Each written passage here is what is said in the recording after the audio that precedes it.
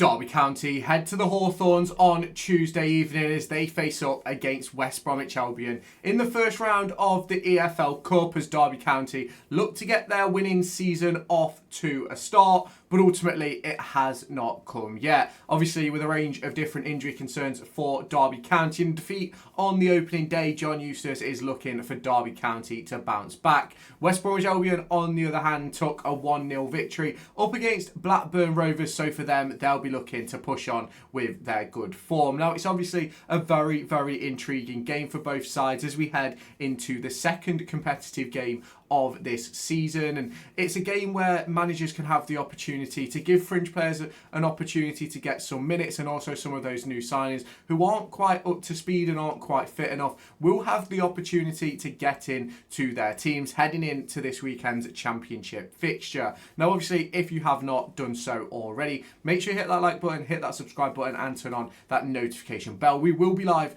on Tuesday evening with a full watch along for Derby County versus West Bromwich Albion at the Hawthorns. So if you have not done so already, make sure you hit that like button, hit that subscribe button, and turn on that notification bell so you can get notified when I go live. And if you don't get notifications on YouTube, make sure you go and check me out over on Twitter. I'll post all my live streams over there as well. But should we get right into it? Now, obviously for Derby County, they have quite a large injury list heading into this one, and they will have for the next few games in that regard. And it is obviously disappointing for Derby fans to look at that injury list and a range of the players who necessarily aren't available heading into this midweek game, and obviously the next 3 or 4 games as well, as we head towards the end of the transfer window and the upcoming international break. But Derby County are missing some key players in the likes of Kane Wilson and Sondre Langas. New signings Owen Beck and Patrick Adjumang are also expected to be out, while Lars Jørgen Selverson and Curtis Nelson are also expected to be out as well. It's going to be very, very interesting to see how this one does go. Now, for West Brom, they do have a couple of injury worries of their own, with Daryl DK expected to miss out after picking up an injury during pre-season. Now, the important fact about this is that Derby County picked up a huge victory against West Bromwich Albion at the Hawthorns just a few months ago on their route to staying in the EFL Championship. Now, don't get me wrong, I'm not saying that this game is going to be easy. I certainly do not believe so, but I do believe that Derby County have that sort of head-to-head edge over that of West Bromwich Albion, and I think it's shown within the numbers over the course of FootMob tracking the data. West Bromwich Albion have won just 2 out of 11 games versus Derby County, with 2 draws and 7 wins for Derby, which is obviously massively interesting. Even last season, Derby County won both games, of which Derby County won 2-1 in December and a 3-1 victory in April. So it's one of those where Derby County certainly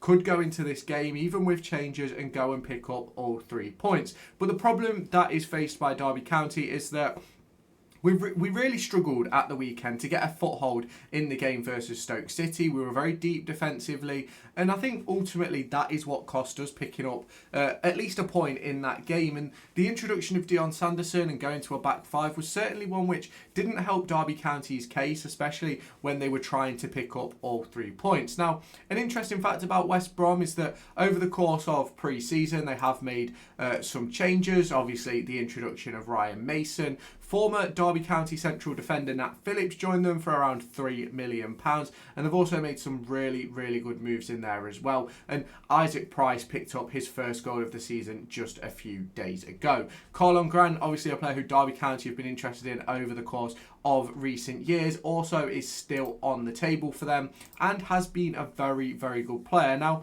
if we do take a brief look into their game up against Blackburn Rovers, there was a red card to Furlong in the 95th minute, but Price scoring after 15 was the only goal in the game. They held 44% possession up against Blackburn's 56, with an expected goals of 1.19 and 13 total shots. 5 of those shots were on target and 3 of them were considered big chances. But it wasn't necessarily a massive passing game. With only 261 passes completed at a rate of 78%, there is an opportunity for Derby County to really dominate this game in possession if that's what John Eustace is trying to do.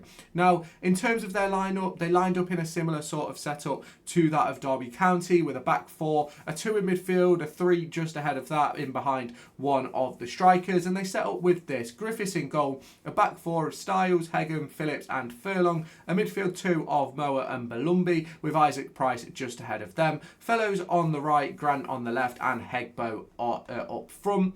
Off the bench came Jed Wallace, Diakate and George Campbell, and also former Derby County player Joe Wildsmith was on the bench as well as the likes of Caleb Taylor, Cole Deeming, Devante Cole, Josh Madger and Michael Johnston. Now, obviously, as we spoke about earlier on today in regards to both of the teams, I think both teams could make sort of a lot of changes heading into this one. And I think when you look at the squad sizes of both teams, it obviously has to be a possibility. Now, obviously for Derby County in terms of fitness and things like that, there's probably going to be less changes than possibly for West Brom, but I think we are going to see the likes of Andy Vyman, the likes of Dejan Brown, I think Ben Osborne, Callum Elder will all get on the pitch, and hopefully we'll see Jake Rooney from the off as well. But this is one of those games where if Derby County can pick up well, obviously not 3 points, but a victory and get themselves into the next round, I think it's absolutely massive for the club. And I think it just gives you that boost of confidence. I think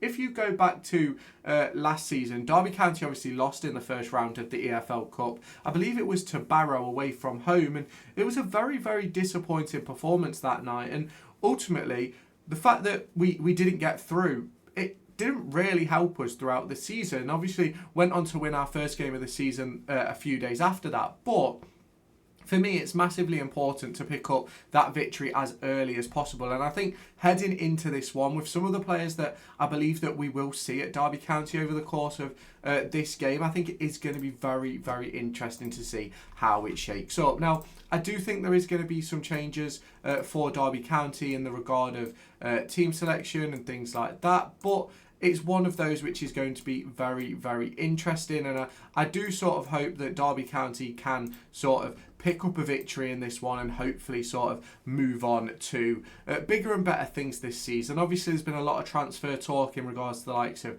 Alfie Gilchrist, Lewis Travis, Max Johnston. But ultimately, as of recording this video, nothing is done. And if anything is to be done, I will give you the full rundown live on stream. So make sure you have that notification bell on. Now, in regards to the team that I think Derby County are going to play across the course of this upcoming fixture, it's obviously going to be one which realistically it's going to be interesting to see how it sort of progresses for me. I think in terms of the back four, I think we're going to see the introduction of Josh Vickers. I think the likes of Callum Elder, Dion Sanderson and Jake Rooney are going to get the opportunity to go in from the off. I think we are going to see David Ozo partnering with Liam Thompson in midfield with Bobby Clark playing as that number 10. But there is where I sort of lose my rhythm and I'm not entirely sure what is going to happen next. For me, I do think that Dejan Brown will get the opportunity to start, and I think it's an opportunity that he deserves to be given that starting berth for Derby County. But then in terms of the left winger and right winger, I just don't really know where John Eustace is going to turn, and I ultimately don't know where he's going to go. Obviously at the weekend, Blackett-Taylor pulled up with a little bit of a hamstring strain, but will he start this game? Will he not? Like, it's one of those where, in my opinion, I'd protect him for the weekend, but ultimately we don't know. On the right hand side, Ryan Brewster isn't expected to be available, so you're looking again at Caden Jackson starting in that role, and ultimately in the team that I've currently put together, Ben Osborne isn't starting or anything like that, neither's Andy Vyman. So you have the possibility where you could have Bobby Clark starting on the left and Andy Vyman in that number 10 role, but ultimately the right hand side is still a position of question. If Ozo starts or not is a question, because we could start with Osborne so that Ozo's ready for the weekend and things like that, but ultimately it's a very, very difficult discussion. Now obviously, in terms of numbers, Derby County have very, very good numbers. But in terms of availability, Derby County don't have a lot of it. And it is going to be interesting to see how it does shake out. But my team for Tuesday night is as followed. Vickers in goal.